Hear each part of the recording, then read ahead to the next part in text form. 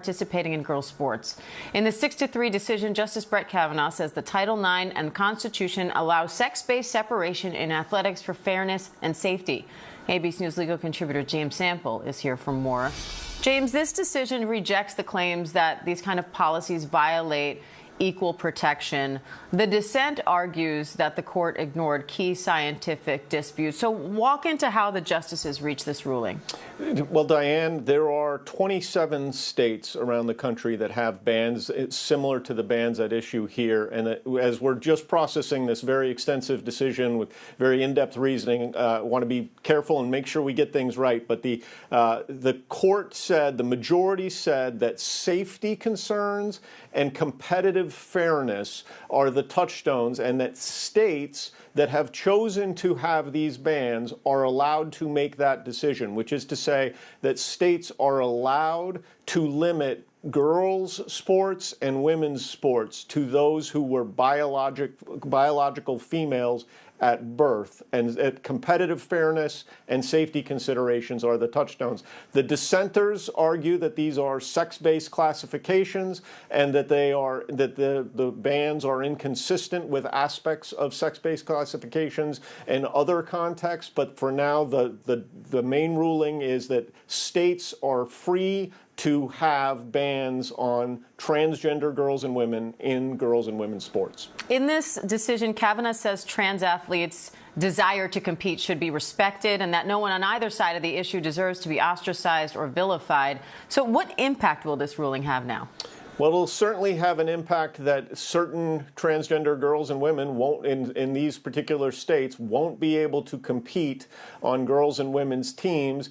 Justice Kavanaugh, who is himself, in addition to a Supreme Court justice, a sports coach of his own, coaches daughters in girls basketball, for example, is trying to be, I think, respectful there and certainly pointing out that no one deserves to be ostracized. But there will be some exclusion that will occur as a result of this, and that is, to some extent, an unavoidable consequence of the ruling, Diane.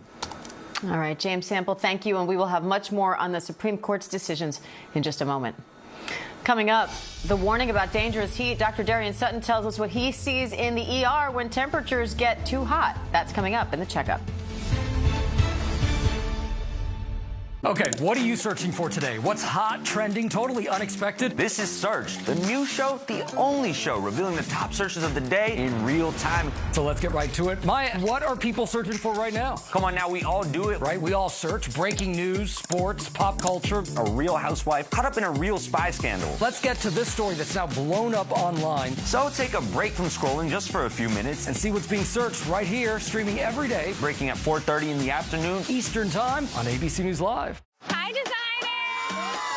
Season 22 has to be bigger, bolder, and more beautiful. 22 designers. I love a twist. I'm back. I'm setting those trends. And we have a new judge, Tyra Banks.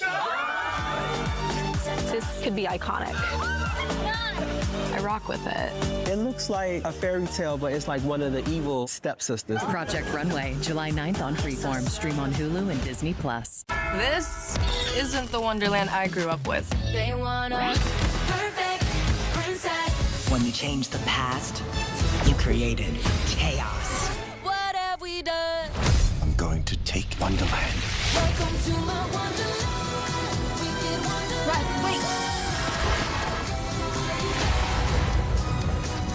Let the games begin.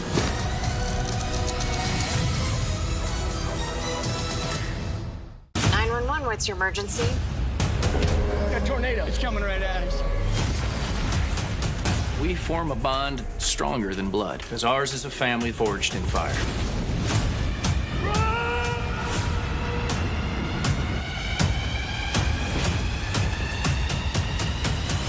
You're trying to steal my husband. You stole him first.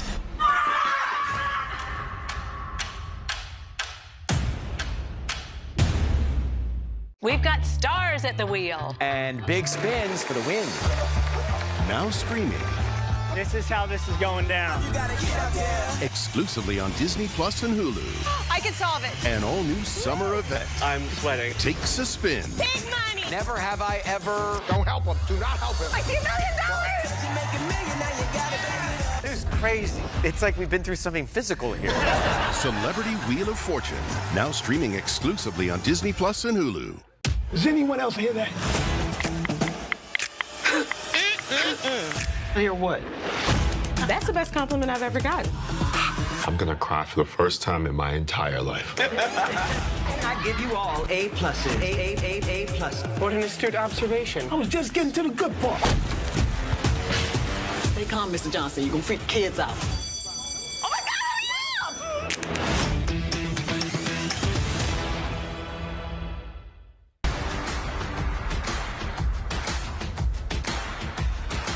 Welcome back to ABC News Live. First, 2 American astronauts are in the middle of a spacewalk.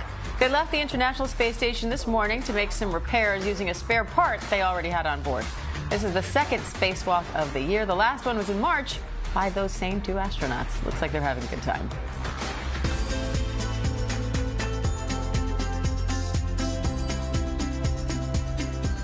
Major heat is settling in across the country ahead of the July 4th weekend. An extreme heat warning is in effect across Chicago, and officials are warning people there to take precautions. The latest data from the CDC shows at least 13,000 Americans have died from heat since 2018. And now Chicago is activating cooling centers throughout the city, including community service centers, senior centers, libraries. ABC's medical correspondent, Dr. Darian Sutton, is here for more on how to stay safe in that heat. Hi, Dr. Sutton. Hello. I know you treat this in the ER a lot. So what's the most common thing you see happening when the temperatures get this high? Well, the hottest days are our busiest days in the emergency room. And Diane, many people think that we're treating heat exhaustion and heat stroke. And while those are very real risks, we're most often treating the complications of the heat. Patients coming in with a heart attack, patients with strokes, patients with dehydration from sweating, kidney injury from dehydration and sweating, fainting, falling, hitting their heads. Those are some of the most common experiences in the emergency room. You mentioned heat exhaustion and heat stroke. They're different. So Yes. how do you tell one from the other? It's difficult to tell when that line is crossed, but you have to understand when the symptoms start. So when you're having heat exhaustion, you have to think about your body as the same way you think about your house. In hot weather, your house is working harder to keep the inside cool. That is your heart pumping. Your heart is pumping at a higher rate, your blood pressure increases. And for those who have a risk, for example, of cardiovascular disease,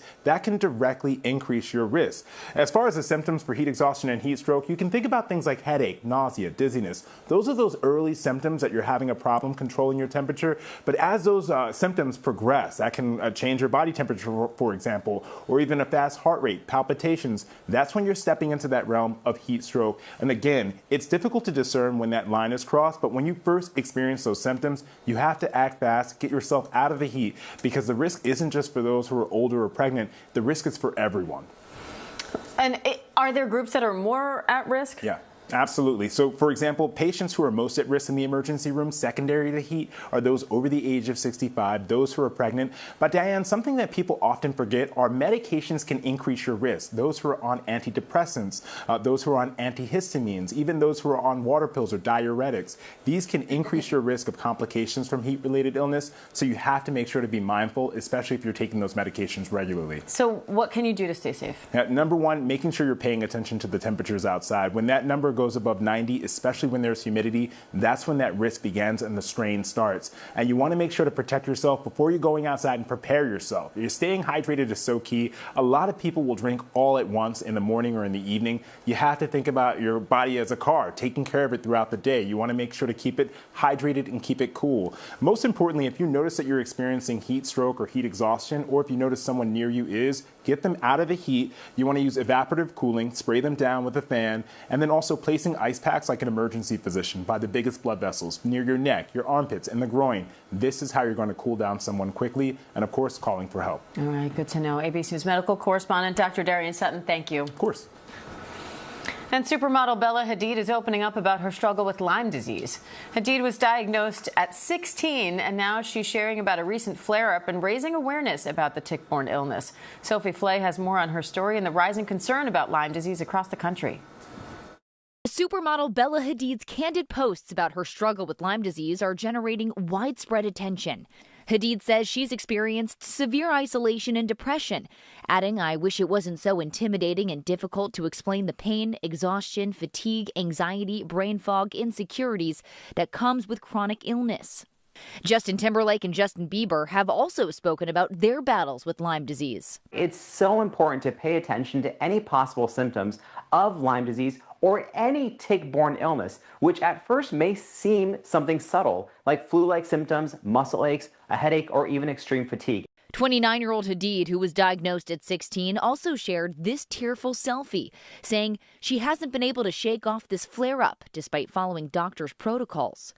She's now apologized to fans for worrying them, saying she was overwhelmed by emotion. It comes amid rising concern about tick-borne diseases. Visits to emergency rooms for tick bites are now higher than normal in many parts of the country. As the planet gets warmer, the geographic range of ticks even increases. And what else happens with warm weather? People go outside, they go hiking, they enjoy the sunshine. This puts them even in more range to potentially get bitten by a tick. Other tick-borne diseases are also on the rise, including Powassan virus, a rare but serious infection that can cause neurological illness. To protect yourself, avoid wooded and grassy areas, cover exposed skin, use EPA-approved repellent, and do a full-body check for ticks after being outdoors. Most people diagnosed with Lyme disease recover after a course of antibiotics. Sophie Flay, ABC News, New York. Sophie, thank you. Coming up, two nail-biters are sending two of Europe's biggest soccer powers home from the World Cup. The big win that has one president calling for a national holiday. July 4th, 24 hours non-stop, live all across the country. We are all a part of this history. And when the country comes together to celebrate, this is where it happens. Disney celebrates America 250. A live American event 250 years in the making. It's America's 250th birthday party. No one throws a party like Disney. Disney celebrates America 250. 250 years of America, more than 24 hours on the air. This is going to be one extraordinary event. The restaurant is flooded. But we're here together. I like that. I like that positivity. Cousin. I'm trying to be a positive teammate. Yeah, not now. I am selling the building. There's a hole in the ceiling. Everyone who works here has a personality disorder. Stop sucking! You ready? Yeah! FX's The Bay, the final season. All episodes now streaming on Hulu. Mr. Sugar, our profits have tripled. I don't do anything illegal here. We take a 20% cut of every dollar laundered. A Philly for you? I have never felt less sex positive. Better than me. Being surrounded by losers makes me feel like a winner. Oh! Why are your nipples so small? They're regular size. I was recording the Seven Psalms album, and I started experiencing hearing loss in my left ear. I had no idea how performing live could be done. It took me years to play with musicians again. The Lord is my engineer. The Lord is the earth I ride on. It's the most extraordinary tours I've done.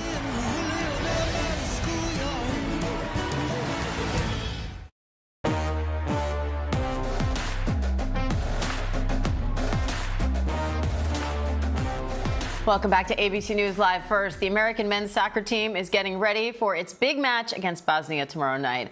But there's already plenty of drama in the knockout round. 2 games yesterday came down to penalty kicks, and now one country celebrating the biggest win in its history with a national holiday. ABC's Lara Spencer has the details.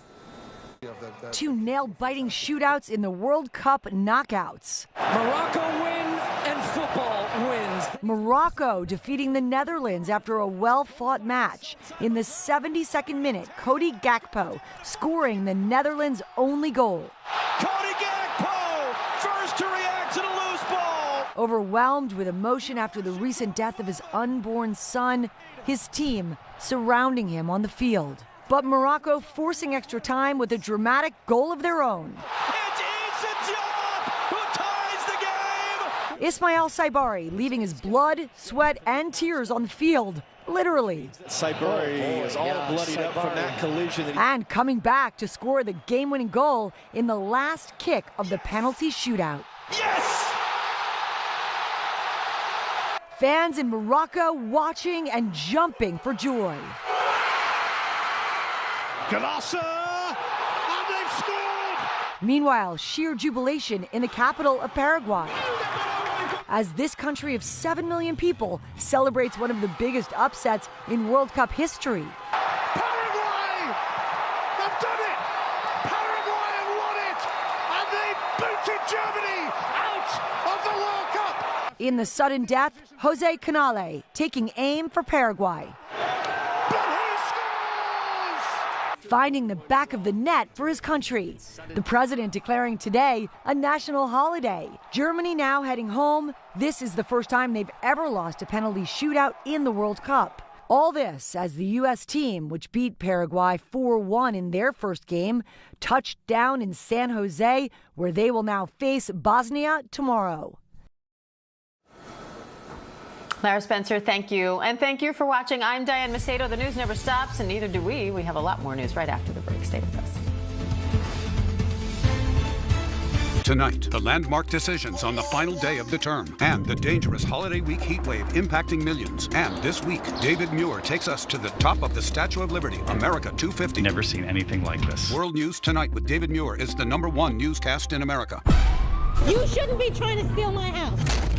I live here. Police is on the way. Out. No, you don't. Police is on the way. And that's when the squatter standoff started. Get out of my house. I realized that we really had a squatter on our hands. I literally lost my. I've seen every scam in the book. I thought. That's something that never, leaves you. Get the out of our house. Good morning, Lieutenant. Do you have good news to share with me? I'm surprised. You working with the police? Well, free coffee. Got a high-profile murder on our hands. Do we have your attention now? Catch me if you can. Our killer was also a sprinter. See if we can track her down. Track her down. You can do this all day? I'll stop. I think that's for the best. 911, what's your emergency? A tornado. It's coming right at us. We form a bond stronger than blood, because ours is a family forged in fire.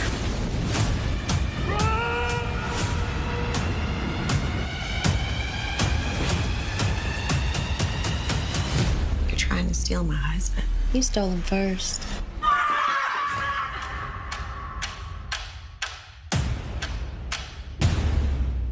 Now you can listen to a podcast version of 2020, available free wherever you listen. We've got stars at the wheel. And big spins for the win. Now streaming. This is how this is going down. Exclusively on Disney Plus and Hulu. I can solve it. An all-new summer event. I'm sweating. Takes a spin. Big money. Never have I ever... Don't help him. Do not help him. I see $1 million. This is crazy. It's like we've been through something physical here. Celebrity Wheel of Fortune. Now streaming exclusively on Disney Plus and Hulu. Who's got what it takes to be a Dancing with the Stars pro? I'm gonna be the next pro, baby. 12 of the world's greatest dancers will live together and battle in TV's toughest dance boot camp. Start. I'm underwhelmed. Our judges will decide who will go pro. I want to see you fight for it. Or go home. It was 100% the wrong choice. Let the fiercest dance battle begin. The war with Iran, the midterm elections, the extraordinary news of the week. With the stakes so high, this is Sunday morning's trusted source, ABC's This Week.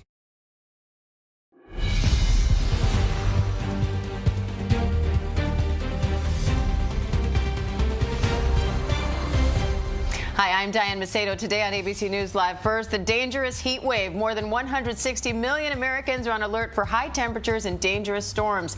It'll top 100 degrees in much of the east. How long those extreme temperatures are going to last. And new wildfires in the west. At least 40 fires are burning across 9 states. We're looking at the evacuations underway and the urgent warning about 4th of July fireworks. Plus, the urgent search in Venezuela. Crews are looking for survivors in the rubble of 2 earthquakes, the risk for emergency workers, and what a mother of a newborn is saying about their rescue.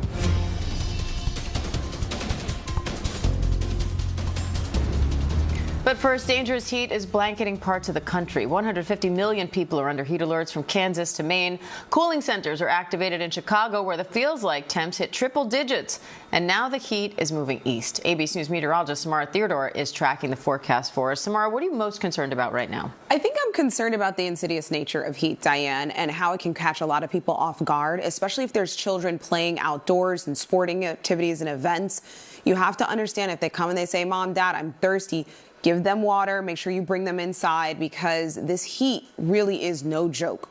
Let's take a look at what the next 4 days will feel like. We're factoring humidity and we're looking at the feel-like temperatures.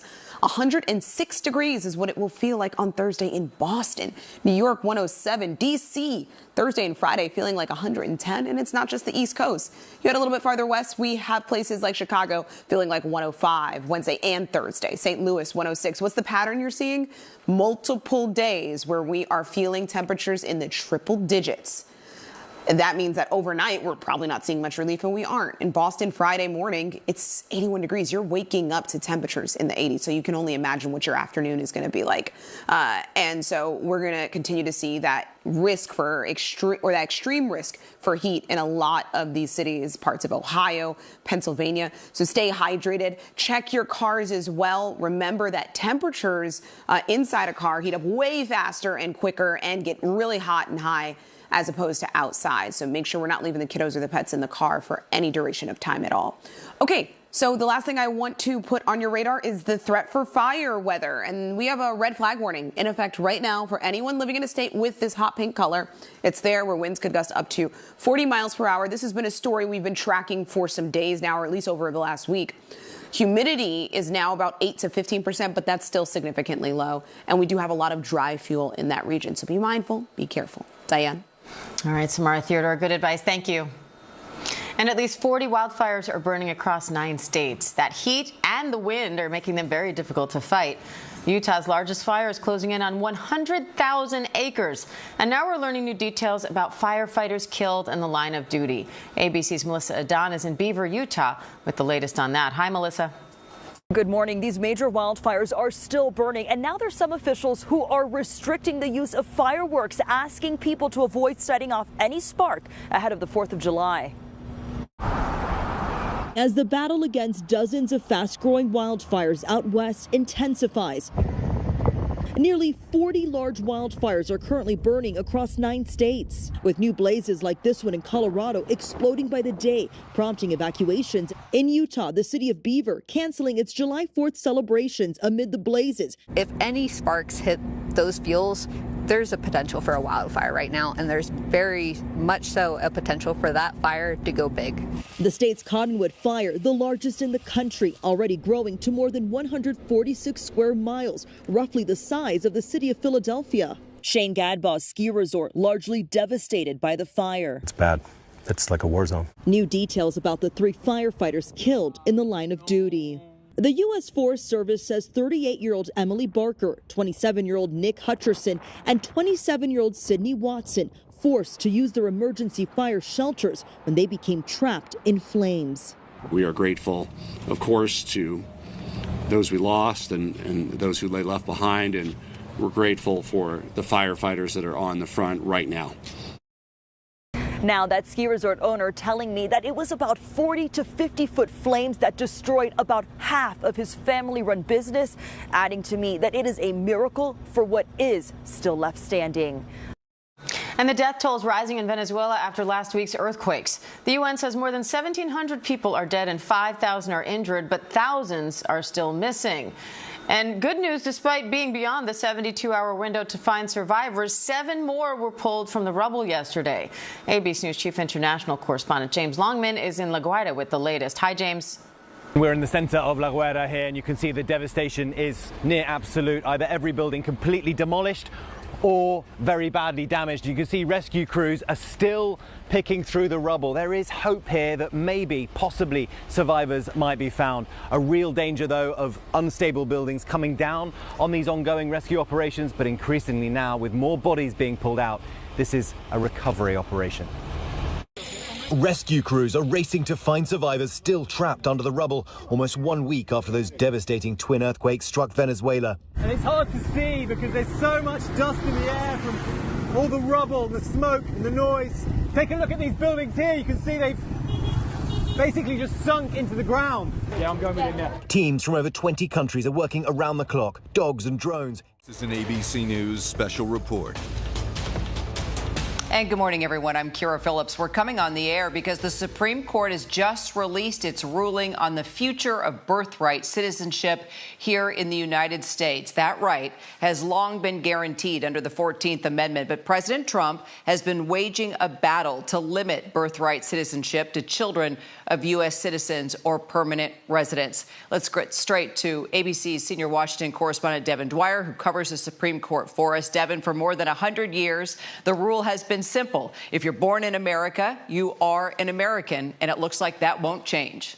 That still stands, Kira, after this landmark decision. Chief Justice John Roberts writing for the majority of the court that the 14th Amendment means what it says. The text of that amendment passed after the Civil War to extend citizenship to former slaves and their descendants is still the law of the land. If you're born on U.S. soil, you are a U.S. citizen. A major rebuke to President Trump, who had pushed for this executive order to take effect. It has come before the court twice. He attended oral arguments in person to look those justices in the eyes. And today, Chief Justice John Roberts, leaning into that opinion from over 100 years ago, 1898, the last time the Supreme Court looked at this issue. And he said that precedent is still our precedent, and it is the law of the land, Kira.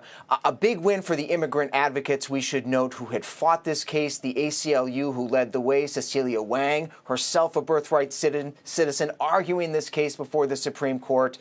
And today they have a big victory. 255,000 children are born in the United States each year to non-citizens who would have been affected by Trump's order. And those kids today and going forward will get U.S. citizenship, Kira. Let's bring in our ABC News legal contributor, James Sample. James, does this signal that there is a line the court can't cross? It absolutely does, Kira. This is a ruling that was an issue that was never a close question. Every single court that looked at this executive order said it was unconstitutional. Today's ruling is not just a victory for birthright citizenship. It's a victory for the principle that you cannot rewrite the 14th Amendment with the stroke of an executive pen. Let's bring in our chief White House correspondent, Mary Bruce. Mary, as Devin just mentioned, this is going to be a huge relief to millions of people, but not the president. No, Kira, this is a huge blow to one of President Trump's signature immigration promises. In fact, on the very first day of his second term, the president signed this executive order unilaterally declaring that only newborns whose parents have permanent legal status are eligible to be citizens. Despite what the 14th Amendment says, the president often argues this is not how birthright citizenship was intended to be used. He often argues that it was meant for the children of enslaved people, not for those born of migrants who illegally crossed the border. The Supreme Court today firmly disagreeing, backing the 14th Amendment and the right to birthright citizenship. No response yet from the White House. The president, though, certainly not likely to be happy, though it is likely he did see this coming. Of course, he did attend in person portions of the oral arguments on this case. That was a first for a sitting president, Kira. Well, the Supreme Court also issued a critical ruling on the future of transgender athletes here in the United States and whether states can ban transgender girls from participating in girls' sports leagues under Title IX and the Equal Protection Clause. Devin, you had the exclusive interview with Becky Pepper-Jackson, the transgender athlete at the center of the West Virginia case. She will no longer be able to participate on her track and field team. That's right, a 15-year-old, the only known openly transgender student and athlete in the state of West Virginia, bravely brought this case to the Supreme Court, insisting that she had an equal right to play with the girls. But the Supreme Court today, 6-3 decision written by Justice Brett Kavanaugh, said states, school districts can draw lines based on biological sex when it comes to sports teams in schools. And so that is a setback for Becky. 29 states that have similar laws as West Virginia will continue to stand. And I will note, Kira, that 21 states don't have bans on transgender athletes. Those are unaffected by this decision, but certainly a blow to that transgender community and student athletes on this last day of Pride Month, Kira. I want to bring in our legal analyst, Sarah Isker, on this one. The next test here, Sarah, the must-ban question. Yeah, this is a case about whether states may ban transgender athletes from women's sports. But the next time around, the case is percolating for the next term are whether those 21 states that do not currently ban transgender athletes from women's sports, in fact, must ban transgender athletes because of Title IX, which guarantees women the ability to participate fully in educational experiences, including sports. Let's take it back to the White House. Mary, you have mentioned this a number of times. There is not a speech that goes by where the president does not talk about transgender athletes. This is clearly a big win for him today. Yeah, Kira, rarely does a day go by here at the White House when the president doesn't rail against the participation of transgendered female athletes in girls and women's sports. The president really leaning in to this national debate. He feels this is a winning issue for him politically, and this is a win for him. The White House, in fact, has already taken to social media, posting in their words, quote, "From now on, women's sports will only be for women." Kira. Team, I appreciate each and one of you. We are going to return all of you now to your regular programming. For some of you, that's Good Morning America. Our coverage, however, will continue on ABC News Live and abcnews.com. I'm Kira Phillips here in Washington. I'll see you back over on the channel.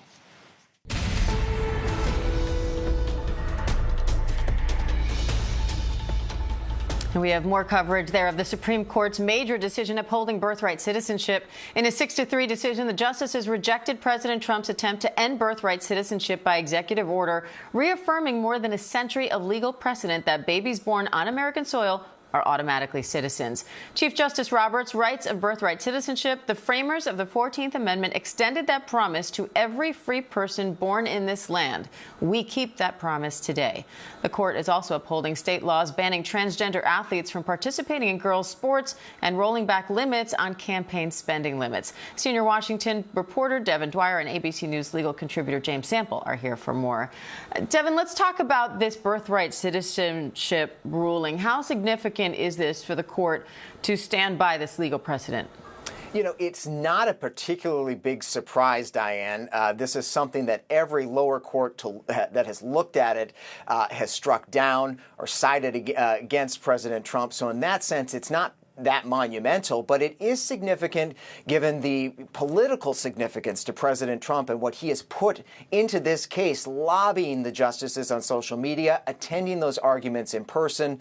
Certainly today a big disappointment to him and a movement that has been going on in the shadows really for decades to try to reinterpret the 14th Amendment and crack down on citizenship to certain non-citizen parents. But what Chief Justice John Roberts did today was focus on the text of the 14th Amendment, saying that it means what it says, that all persons born in the United States are citizens thereof, and also leaning into a precedent from 1898. Of course, this is not the first time the Supreme Court has looked at this issue, pointing back to that case, saying they got it right back then. It still stands today. And what that means is this order will not be allowed to take effect. A huge relief for a lot of people in the immigrant community, particularly asylum seekers, Diane, who have fled to this country, are here legally, and many of them have wanted to start families here.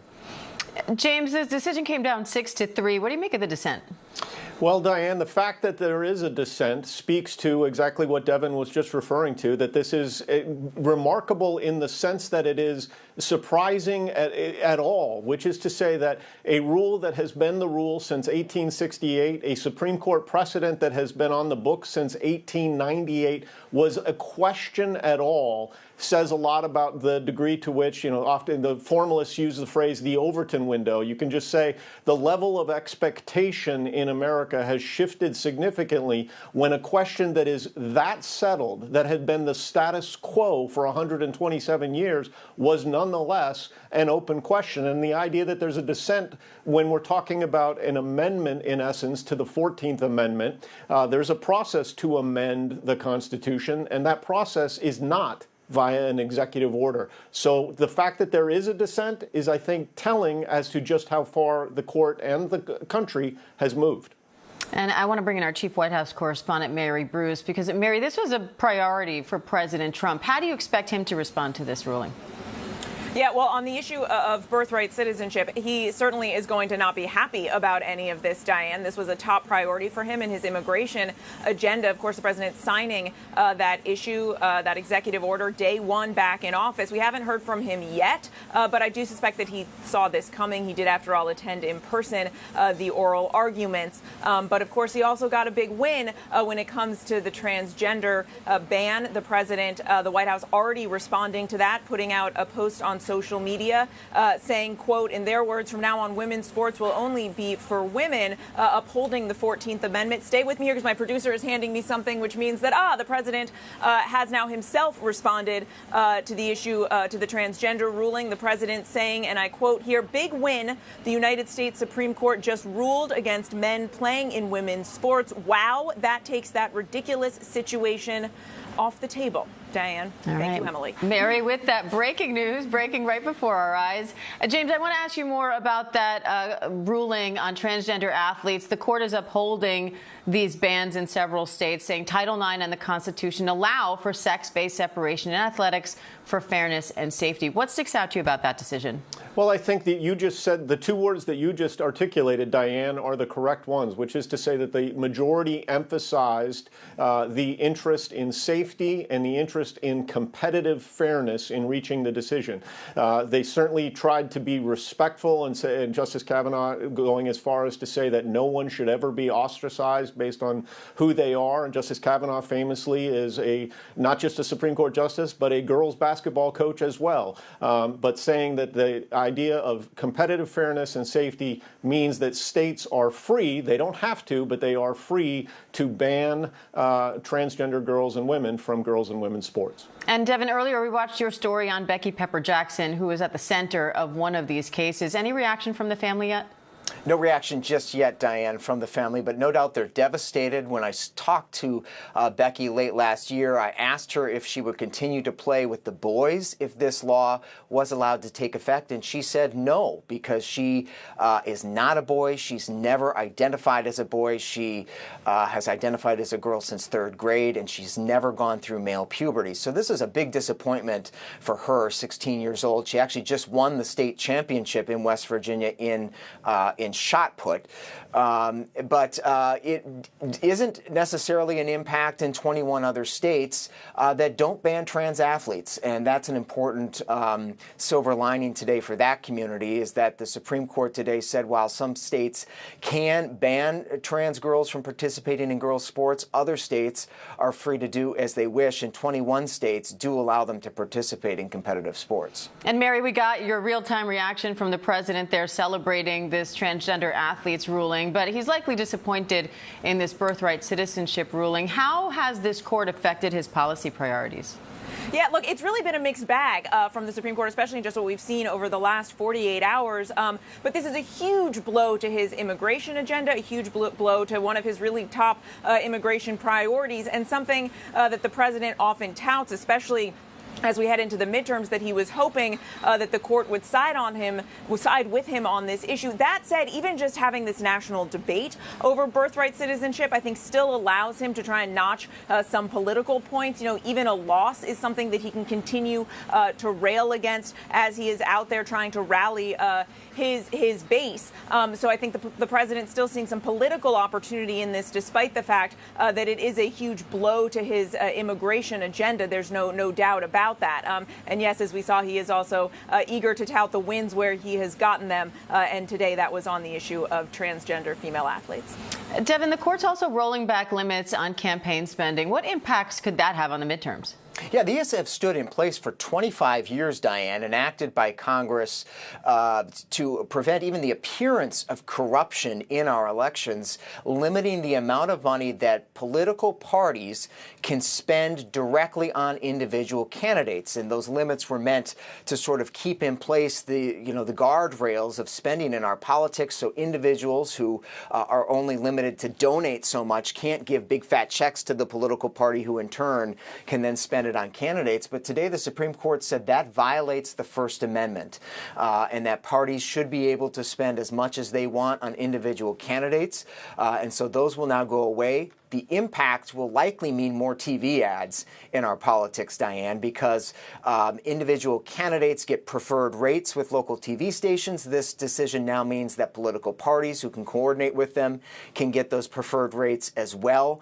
And so with that added money from the parties, we'll see more ad spending, particularly as we get closer to the midterm elections this fall. James, you've worked on several campaign finance cases. What's your reaction to this ruling? Well, Diane, the federal campaign finance regime that started with Buckley v. Vallejo, which is the case that said that in essence, money in the campaign context operates like speech and therefore that First Amendment considerations are at the forefront, has changed so much over the last quarter century that these particular limits losing these limits may not have a huge impact because they really only operated effectively in conjunction with other limits that have long since been struck down. So I think that while we like to have quick takes on this one, it may not be a hugely consequential decision in isolation so much as only in combination. Devin Dwyer, Mary Bruce, James Sample, thank you all. We'll be right back.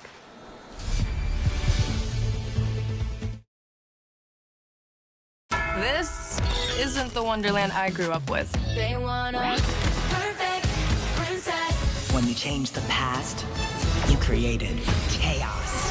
What have we done? I'm going to take Wonderland. Welcome to my Wonderland. Wicked Wonderland. Right, wait.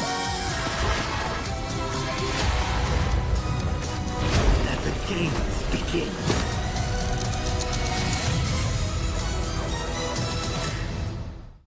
Good morning, Lieutenant. Do you have good news to share with me? I'm surprised. You working with the police? Well, you know, free coffee. Like summertime, I can make you melt. Got a high-profile murder on our hands. Do we have your attention now? Catch me if you can. Our killer was also a sprinter. See if we can track her down. Track her down. You can do this all day? I'll stop. I think that's for the best. Today is why we wear the uniform. To ensure the safety of all Angelinos. Try not to mess it up. I'll do my best. Don't do your best. Do my best. We're in this together. There's nothing like a day in the job to remind you how quickly life can change. Get out of there. Get away from the bed! We'll stay strong. All across America. Good morning. Hello. Wherever we are, Welcome home. it feels like home. Oh, yeah. Thank you. Man, it's good to be home. GMA, it's an invitation to come together. George, how are you? Good morning. And brighten your morning.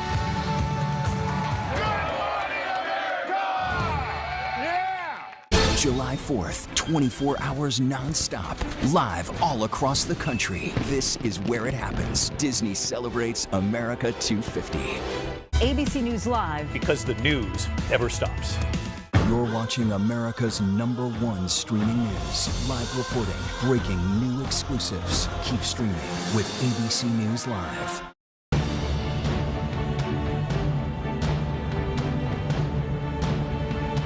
Welcome back to ABC News Live. First, America's 250th birthday is just days away.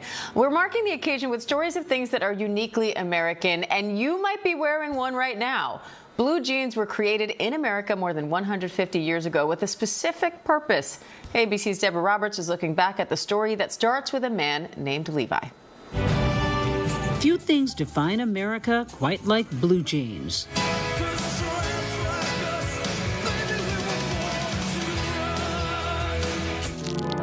For more than 150 years, denim has been woven into the American culture. Since the 1800s, when immigrant Levi Strauss patented small rivets to make the durable fabric practical. And that created the Levi 501 and the modern blue jean. Early on, denim was a staple for miners, enslaved people, and farm workers. I'm Tracy Panic, historian at Levi Strauss & Company and director of the archives, and we are here at our headquarters in San Francisco. This is where we store our vintage Levi's. So what we're looking at is the earliest Levi's in our archives. This piece dates back to 1872, 1873. These pants were originally called waist overalls. And for many of the workers that were using these, they would pass them on and let the next person wear them, and they could be used over and over again. But American jeans would only evolve over the years, becoming the essential wardrobe piece for protesters, music rebels, and superstars. One of the things that we really focus on is putting Levi's in the center of culture. And when we talk about being in the center of culture, that means sometimes we want to show up in big and iconic ways with iconic partners. Denim really was the uniform of the struggling class. I mean, it goes back to slavery. It goes back to the miners, to the factory workers. How is it that it can make this leap now to luxury designers? We think of denim as a category, one of the most elastic that one can think of. And it's pretty unique that you can have a brand that can show up on runways, but also can show up in your neighborhood and actually make sense. Today, the fabric which once defined the working class, now a centerpiece for luxury fashion. And as jeans have evolved, so has the price tag. During the Depression, a pair of Levi's would set you back $1.25, about $6 to $12 in the 70s. Well, today, jeans have joined luxury wear, with some vintage or designer brands going for $500 to well over $1,000. So much for workwear.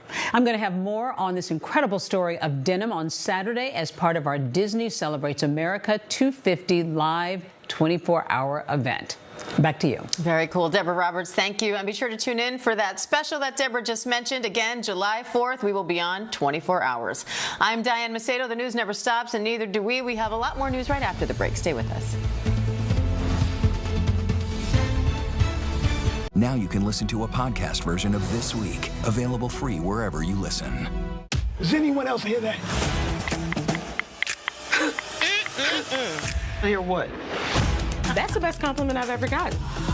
I'm gonna cry for the first time in my entire life. I give you all A pluses. A plus. What an astute observation. I was just getting to the good part. Stay calm, Mr. Johnson. You're gonna freak the kids out. Oh my God, hurry up! All you gotta do is go, what's up? What's that? Go practice. Do not ask me how much longer. How much longer, mamacita? Bambi? What do we do? No more sad sack. Full-on fun sack. That's what I'm talking about.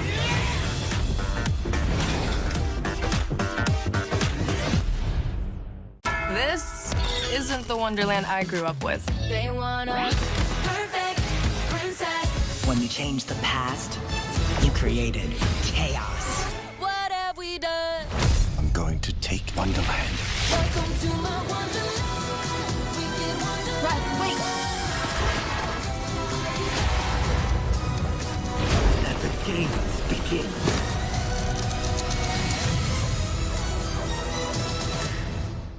ABC News Live, winner of 3 prestigious Emmy Awards, including for outstanding live breaking news coverage. Thank you for making ABC News Live America's #1 streaming news. Reporting from Capitol Hill on King Charles' historic address to Congress, I'm Jay O'Brien. Wherever the story is, we'll take you there. You're streaming ABC News Live.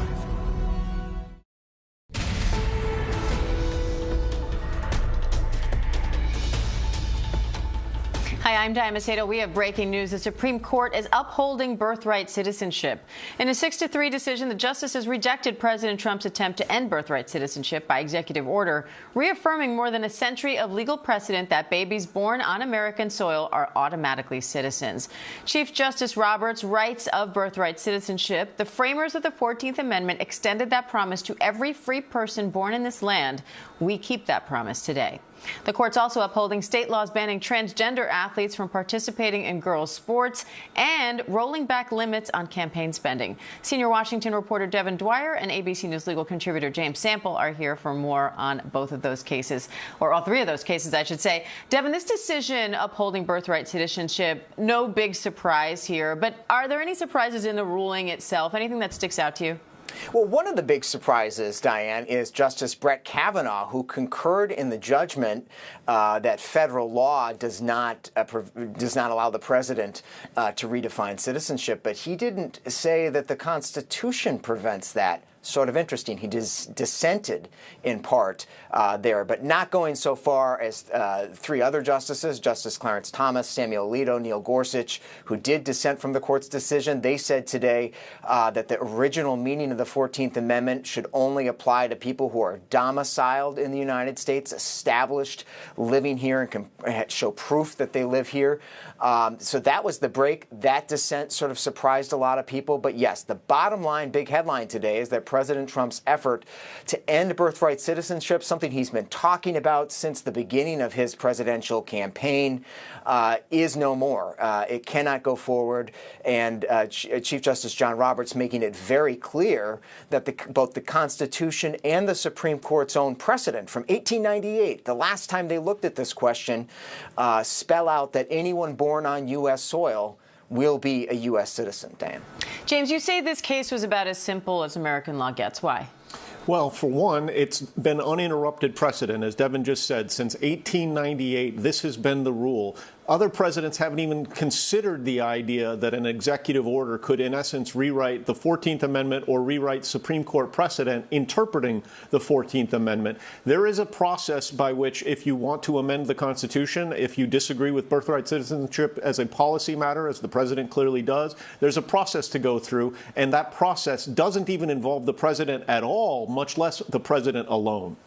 Devin, the court also upheld state bans on transgender athletes, saying Title IX and the Constitution allow sex-based separation in athletics for fairness and safety. So now some states will have bans, some states won't. So what does that mean for athletes who travel across state lines for competitions? That's a great question, Diane. I'm not sure how to answer that one, but it does mean that, in each state can set its own policy, much like the court said last term when it comes to gender-affirming care for transgender minors. Similar to how they've been treating abortion. They've really been punting this back to the states. As you see on that map there, 29 states have laws or regulations banning the participation of transgender girls in girls and women's sports. 21 states do not. Those states are unaffected by today's decision. New York, California have laws actually specifically allowing transgender girls to participate. So that remains the same today. But 4 states that have had their bans blocked by the courts, Idaho, West Virginia, Utah, and Arizona, will now be allowed to take effect. So in those states, in the state for Becky Pepper Jackson, the 15-year-old shot put and discus thrower who we interviewed, who's the plaintiff in the West Virginia case, you see her there, she will no longer be able to play on the team that she has been competing with over the past couple of years because of this decision. It's likely devastating to her. She is identified as a girl since 3rd grade. Her parents, very supportive of her, contend that because of puberty blockers, she has the same level of testosterone and body physiology as comparator females in her grade. But the bottom line, the court said, is that you got to draw the line somewhere, and Brett Kavanaugh saying that biological sex is a perfectly legitimate line to draw, and a big win for states like Idaho and West Virginia. James, what stands out to you from this decision and the dissent? Well, I think, Diane, simply that this is such a difficult question. It's a difficult issue. And in a sense, it speaks to how challenging binary line drawing can be when we apply a world that isn't necessarily strictly aligned in that way. I think Devin's piece with Becky Pepper Jackson is an extraordinary indication of just how many good faith people there are on both sides of the transgender athlete question. There are transgender girls and women who dearly want to play sports, and there are people who have legitimate safety and fairness concerns on the other side. And that you can see the majority and the dissent today both wrestling with the idea that no one should be ostracized, and yet this is a difficult, hard question. Yeah, even Justice Kavanaugh, who wrote that decision, said as much. James, Devin, thank you both. And I want to bring in immigration attorney Diana Estrada for more on the birthright citizenship case and some other immigration cases from the Supreme Court. Diana, thanks for coming on. I know your family was deported when you were younger, but you stayed in the U.S. because you had birthright citizenship. So what's your reaction to this ruling today? I think it was a great outcome. I think that we still have a lot of work to go with. Like I said before in our previous interview, we need an immigration reform. And I think what this showed us is that it's more important now than ever. I wanted to bring a statistic. According to the American Immigration Council in 2022, undocumented immigrant households paid $46.8 billion in federal taxes and $29.3 billion in state and local taxes, including $22.6 billion to Social Security and $5.7 billion to Medicare, programs that they are not entitled to receive. So undocumented immigrants contribute so much to this society, and I feel like we need to have an immigration reform, and the last one was in 1986. So I think while this was a really great outcome for us, I think we need to take it a step further and think about an immigration reform, work with both sides, both the Democrats and Republicans, to find some commonality, to find some pathway to citizenship for these undocumented immigrants who have contributed so much to society. So, like I said, good news, but I think we need to do more. Trump advisor Stephen Miller says the U.S. doesn't have a future if birthright citizenship remains in place. Do you expect any more legal efforts to try to limit it, or is this the end of the road? I think there might be more legal efforts to try to limit it. I mean, we've also, in addition to this Supreme Court, or the Supreme Court oral arguments, we've also seen what's been going on with like these ICE raids and all these other things that have been dehumanizing immigrants. So I think that this isn't only one thing that might happen, and we need to be prepared for something further that might happen that will be towards dehumanizing immigrants. So yeah, I don't think this is the end of it. Last week, the Supreme Court allowed the Trump administration to end temporary protected status for Haitians and Syrians living in the U.S. As an immigration attorney, what impact are you seeing from that decision? While I'm not an immigration attorney, but I do work with asylum cases, I think this will be a bad outcome for more people that come here just because they're trying to run away from persecution, right? And the fact that this is no longer a protection that many people that were seeking asylum received, I think it'll be really terrible for people who come from like other places and don't have those protections. So I think that, like I said, we need to have these conversations of how people can have and seek legal status here. But if we're deporting people, if we're cutting these type of protections, then I think we need to have more of those conversations of how can we protect those type of people that need those types of protection. The justices also ruled the U.S. can turn away asylum seekers at the border. What does that mean logistically for people seeking asylum in the U.S. now? That means that there's going to be people in Mexico or people in other countries not being able to come here. And then that's also going to create more problems with like the court system too. I'm working on a case right now where we have our court case now. It was supposed to be this month, and now it's going to be until next year. So the fact that this is already happening, there's going to be a situation where there's going to be an influx of cases because of this, because people are going to be appealing all of this. So I think that we need to figure out a system where we can have people be here legally and offer them those protections. But the fact that they're being turned away, and the fact that there's now not even people be able to seek asylum when they're suffering persecution in their home country, I think we need to have more conversations on this. All right, Diana Estrada, thank you. Thank you.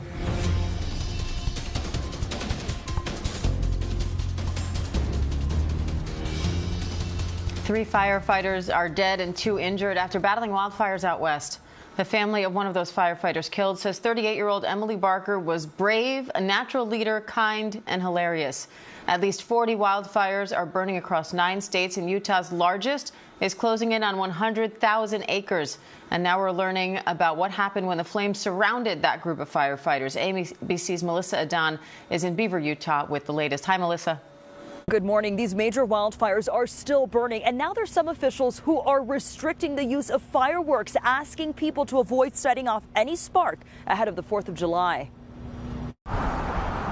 As the battle against dozens of fast-growing wildfires out west intensifies, nearly 40 large wildfires are currently burning across 9 states, with new blazes like this one in Colorado exploding by the day, prompting evacuations. In Utah, the city of Beaver canceling its July 4th celebrations amid the blazes. If any sparks hit those fuels, there's a potential for a wildfire right now, and there's very much so a potential for that fire to go big.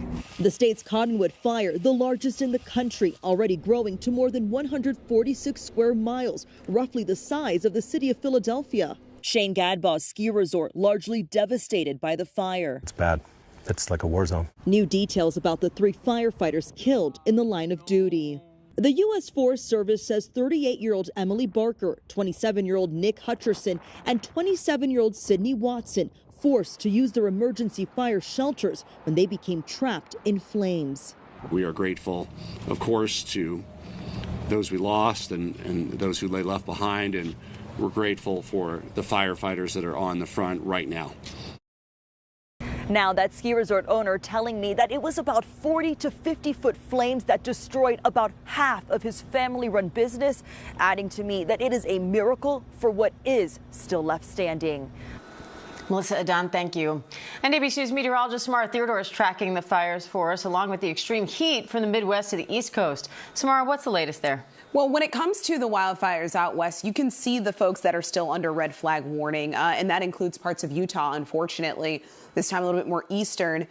Anyone living in a state, let's see, we got 1, 2, 3, 4, 5, 6 states, including Colorado, Arizona, New Mexico, you are under red flag warning.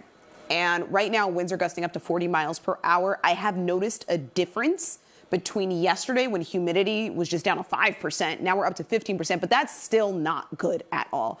We've got dry fuel, ample dry fuel out there. So it's still very much a tinderbox. Folks have to be careful and have to be aware and listen.